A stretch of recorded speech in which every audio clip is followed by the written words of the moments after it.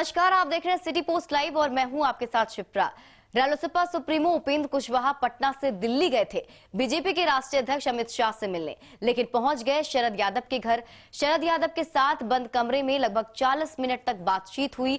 विपक्ष के नेता शरद यादव से उपेंद्र कुशवाहा की इस मुलाकात को लेकर अटकलों का बाजार गर्म हो गया है, जिसकी जो समझ में आया अपने हिसाब से इस मीटिंग का अर्थ निकालने लगे।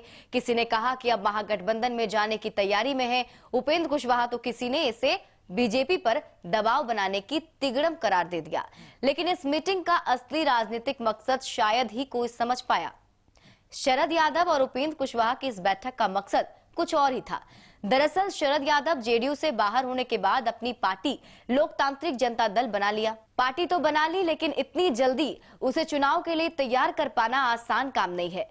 शरद यादव चाहते हैं कि अपनी पार्टी का उपेंद्र कुशवाहा की पार्टी रालोसपा में मर्ज कर दें। इससे शरद यादव का फायदा तो होगा ही, उपेंद्र कुशवाहा को भी शरद यादव जैसे एक राष्ट्रीय स्तर का नेता मिल जाएगा। शरद यादव और उपेंद्र कुशवाहा दोनों के दुश्मन एक ही हैं, नीतीश कुमार। सूत्रों के अनुसार शरद यादव ने उपेंद्र कुशवाहा को समझाया है कि उन्हें तो कभी सीएम बनना ही नहीं, वो तो सीएम बनाते रहे हैं। लालू यादव हो या नीतीश कुमार, दोनों को उन्होंने ही सीएम बनाया। जब साथ होंगे तो उपेंद्र कुशवाहा को उस कुर्सी तक पहुंचाने के लिए काम करेंगे। दरअसल शरद यादव एक राष्ट्रीय स्तर के नेता हैं। उनका किसी क्षेत्र विशेष में किसी खास जाति बिरादरी का वोट भले ना हो, लेकिन ओबीसी के एक बड़े नेता हैं। सूत्रों के अनुसार कांग्रेस की सोनिया गांधी भी शरद यादव को साथ लेकर चलना चाहती है, क्योंकि बीजेपी को बहुमत नहीं मिला तो यूपीए सरकार बनाने में शरद यादव अहम भूमिका निभा सकते हैं। सभी क्षेत्रीय दलों को वो एक साथ ला सकते हैं। अब जब खुद शरद यादव रालोसपा में अपनी पार्टी के विलय को इच्छुक हैं, तो उपेंद्र कुशवाहा उनसे मिलने खुद पहुंच गए। हालांकि उपेंद्र कुशवाहा ने इस बैठक का मकसद का खुद खुलासा तो नहीं किया, लेकिन इतना जरूर कह दिया कि शरद यादव देश के सबसे बड़े समाजवादी नेता हैं। वो उनका मार्गदर्शन और आशीर्वाद लेने पहुंचे हैं। शरद यादव ने कहा कि उनका संबंध बहुत पुराना है, वो हमेशा एक दूसरे के बहुत करीब रहे हैं। ये दूसरी बात है कि दोनों अभी अलग अलग विचारधारा के गठबंधन के साथ हैं।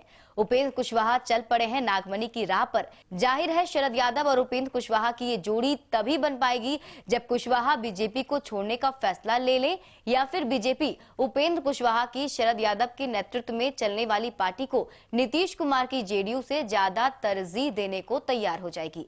शरद यादव की पहचान एक समाजवादी नेता की जरूर रही है, लेकिन बीजेपी विरोधी की नहीं। जब नीतीश कुमार बीजेपी के साथ थे तब भी वो नीतीश कुमार के साथ ही थे। केवल साथी नहीं बल्कि जेडीयू के राष्ट्रीय अध्यक्ष भी थे। जाहिर है शरद यादव और बीजेपी के बीच के रिश्ते में कोई खास कटुआहट नहीं है।